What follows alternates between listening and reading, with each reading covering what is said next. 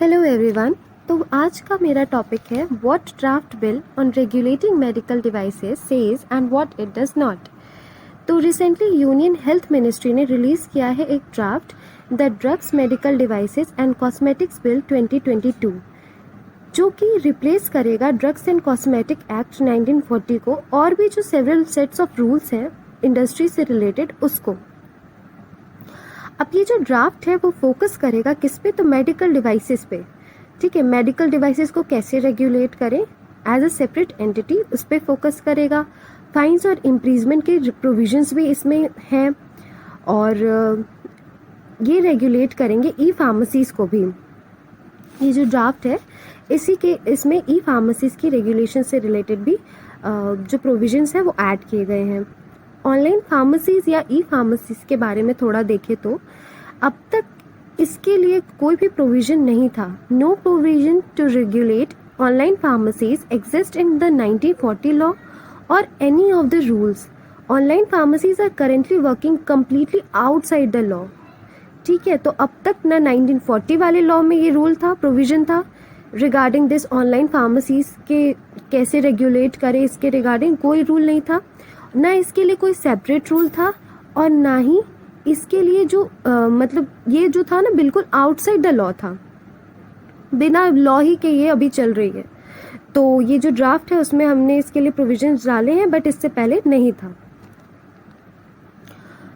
अब अगर इसमें हम देखें तो in case of violation drug inspectors do not know under which provision of the law और rule they can proceed against the website said Sandeep Nangia, President of the Retail Distribution Chemist and Organizing Secretary of the All India Organization of Chemists and Druggists। तो अगर इसमें कोई भी violation होता है तो drug inspector को तो ये तक नहीं मालूम होगा क्योंकि इसका कोई लॉ ही नहीं है कि किसके अगेंस्ट एक्शन ले। ठीक है, किस लॉ से इसके अगेंस्ट या फिर कोई भी वायलेशन होता है तो उसके अगेंस्ट कैसे एक्शन ले, क्योंकि कोई लॉ ऐसा एग्जिस्ट नहीं करता है। तो हमें ज़रूरत है, we need either a law और more simply a change in the current rules to regulate e pharmacies.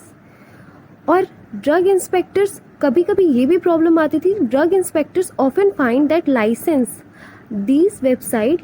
These websites hold are from another state over which they have no jurisdiction. तो वो दूसरे स्टेट के licence होंगे तो उस पर वो क्या ही करेंगे, उनकी जुरिस्डिक्शन उस पर कुछ भी नहीं होगी ड्रग इंस्पेक्टर्स की। अब जो जे.एस. शिंदे हैं, president all India organisation of chemist और ड्रगिस्ट के जो प्रेसिडेंट जे.एस. शिंदे हैं, ये क्या कहते हैं कि sometimes the websites don't have any licence at all and they instead tie up with pharmacies that do making it more difficult to take any action. वही सेम चीज़, किसी के पास लाइसेंस नहीं है, किसी मतलब वेबसाइट्स के पास लाइसेंस नहीं है और अगर कभी है भी तो दूसरे स्टेट्स के हैं, तो उससे भी ये दिक्कत आ जाती है कि जो हमारे ड्रग इंस्पेक्टर्स हैं वो कुछ नहीं कर पा रहे हैं और लॉ भी नहीं है। सबसे पहली चीज़ तो लॉ नहीं है इसके मतलब इसके ड्रग ऑनलाइन फार्मेसी से जुड़े कोई लॉज नहीं है जिससे एक्शन लिया जाए। तो ये जो नया वाला ड्राफ्ट बिल है ये बोलता है नो पर्सन शैल हिमसेल्फ और by other person on his behalf sell or stock or exhibit or offer for sale or distribute any drug by online mode except under and in accordance with a license or permission issued in such a manner as may be prescribed। तो बिना licence के ऐसा नहीं है कि आप कोई भी अपना ड्रग है जो सेल करेंगे नहीं कर सकते। इसमें सेंट्रल गवर्नमेंट भी फॉर्मुलेट करेगी रूल्स, जिसमें भी अभी तक रूल्स नहीं बने थे, जिसमें ओल्ड लॉ ऐसा कोई प्रोविज़न ई फार्मेसीज या ऑनलाइन फार्मेसीज से रिलेटेड अभी तक नहीं था। तो उसके लिए सेंट्रल गवर्नमेंट भी फॉर्मुलेट करेगी रूल्स कि इसे कैसे रेगुलेट किया जाए। ठीक है, अब क्लिनिकल ट्रायल्स और इन्वेस्टिगेशंस में देखें तो ये जो ड्राफ्ट बिल है ये the draft will make provisions for compensation to participants और their legal heirs for injury or death suffered in clinical trials and investigations for drugs and medical devices.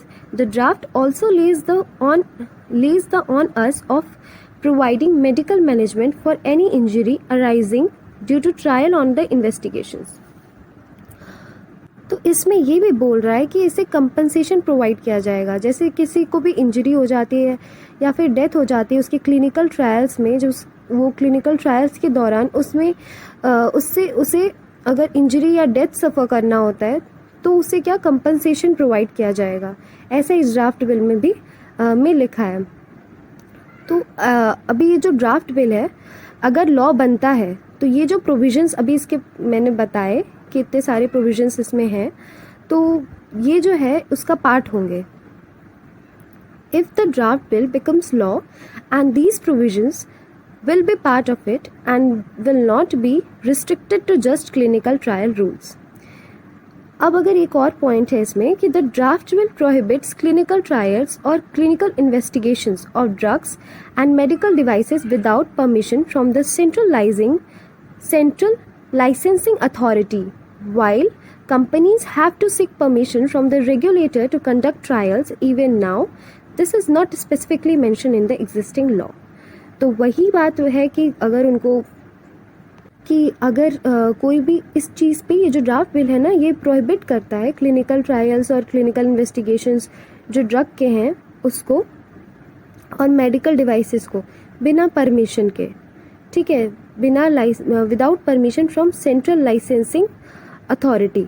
तो इससे हमें परमिशन लेनी होगी तभी जो है हम क्लिनिकल ट्रायल्स और क्लिनिकल इन्वेस्टिगेशंस कर सकते हैं ड्रग्स की या फिर किसी भी मेडिकल डिवाइसेस की। तो इस पे ये रोक लगाता है कि जब तक आपके पास कोई परमिशन नहीं है तब तक आप कुछ नहीं कर सकते। अब अगर कंपनीज़ का देखें तो कंपनीज़ के पास क्या इनको भी परमिशन लेनी होगी जो इनको रेगुलेट कर रहा है, तो from the regulator to conduct trials, तो ट्रायल करने के लिए इनको भी परमिशन लेनी होगी। तो अब इस पर परमिशन की एक नई प्रोविज़न ला दी गई है ड्राफ्ट बिल में। पर इसके बाद भी But this is not enough and the draft bill has some critical gaps, independent experts say.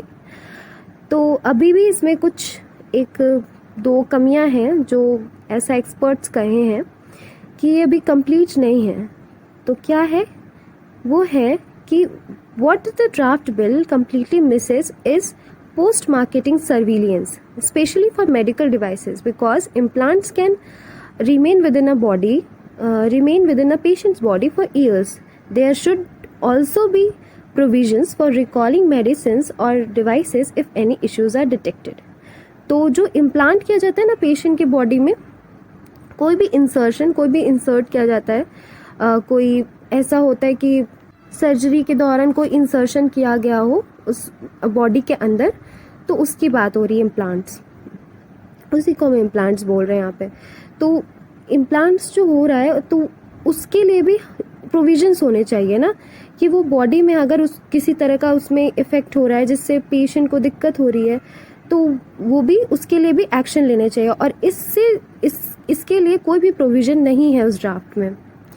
ऐसा कौन कह रहा है? तो ऐसा मलिनी एशोला कह रही हैं, को कन्वेनर हैं all India drug action network की। तो ये भी इम्पॉर्टेंट है कि प्रोविजंस होने चाहिए, ठीक है, कि अगर कोई भी इम्प्लांटेशन हुआ है तो there should be provisions for recalling medicines और devices if the issues are detected. अगर कोई इशू मिल रही है, कोई भी इशू डिटेक्ट की गई है तो उसके रिगार्डिंग भी प्रोविजंस होने चाहिए। अब मेडिकल डिवाइसेस में देखें तो अब ये जो ड्राफ्ट बिल है ना इसमें क्या बोल रहा है कि इसमें हम ये जो रेगुलेट करने के लिए to take decisions on regulating medical devices, the draft bill provides for creating a medical devices technical advisory board. तो ये बोर्ड बनाएंगे जिस पे हम क्या करेंगे, डिसीजन लेंगे और रेगुलेट करेंगे मेडिकल डिवाइसेस को। ये ड्राफ्ट बिल में भी बोला गया है। और इसमें जो बोर्ड है, ये जो इसमें जो ऑफिशियल्स होंगे वो कहाँ से होंगे, तो department of atomic energy, department of science and tech और ministry of electronics and information technology, DRDO, experts in biomedical technology और बायोमटेरियल्स एंड पॉलीमर टेक्नोलॉजी, यहाँ सबके ऑफिशियल्स हैं जो इस बोर्ड में रहेंगे। अब ये जो बिल है ना इसमें एक और प्रोविज़न है जो कि है कि इम्प्रीजमेंट और फाइन्स का, अगर कोई एडल्टरेटेड या फिर स्प्यूरियस मेडिकल डिवाइसेस बनाता है तो उसके लिए भी है। अब जान लेते हैं एडल्टरेटेड मेडिकल डिवाइसेस क्या होते हैं। तो इस ड्राफ्ट में ये बोला कि जो मेडिकल डिवाइसेस है उसको हम तब एडल्टरेटेड कंसीडर करेंगे अगर वो रस्टेड है, कोरोडेड है, या फिर उसको ऐसे कंटेनर में पैक किया गया है जो कि मतलब क्लियर सैनिटरी कंडीशंस उसकी सही नहीं है, तो पैक्ड और स्टोर्ड इन अनसैनिटरी कंडीशंस और कंटेन्स हार्मफुल और टॉक्सिक सब्सटेंसेस। तो ये सब जो चीज़ें हैं ना, कि हो सकता है कि वो जिस कंटेनर में हम उसे रख रहे हैं, जो भी ड्रग है, वो कंटेनर एकदम साफ़ ना हो, क्लियर ना हो, और उसमें कुछ टॉक्सिक हो, तो या फिर हार्मफुल सब्सटेंसेस हो जिससे इफ़ेक्ट हो सकता है। तो ये सब चीज़ें अगर होती है एडल्टरेटेड, और मेडिकल डिवाइसेस ऐसे होते हैं, एडल्टरेटेड मेडिकल डिवाइसेस में ऐसी चीज़ें मिलती हैं, तो हमें क्या होगा कि मतलब बेसिकली ये वही होता है कि उसमें हमें ये करना होता है कि उस पर फ़ाइन लगा दी जाएगी। ठीक, अब ये ड्राफ्ट बिल और क्या बोलता है? तो ये सारे ड्राफ्ट बिल के हमारे जो पार्ट्स हैं वो हमने देख लिए। अब एक पर्सन है राजीव नाथ। राजीव नाथ हैं forum coordinator of the association of Indian medical devices industry. ये बोलते हैं कि there are engineering products not homogeneous powders. ये बोलते हैं these are engineering products not homogeneous powders, tablets or liquids that can be adulterated. So treating a rusted part of a medical device as adulterated and chemical or criminal offense is absurdity in the making. A law needs to be simple, reasonable and implementable and must not become a barrier to make in India or innovate in India. Simply ये इसके against हैं कि इतना ज़्यादा मतलब rules नहीं होना चाहिए। ठीक है, नीड जो रूल्स होना चाहिए, लॉ होना चाहिए, बिल्कुल सिंपल होना चाहिए, रीज़नेबल होना चाहिए। ठीक, और ऐसा तो हम कोई होमोजीनियस पाउडर नहीं बना रहे हैं, और ये इंजीनियरिंग प्रोडक्ट्स हैं, तो इसमें तो हो सकता है कि वो अडल्टरेटेड हो जाए, तो इसके लिए थोड़ा सा सिंपल लॉ आप बनाइए। तो ये बात ये कह रहे हैं राजीव नाथ। Thank you.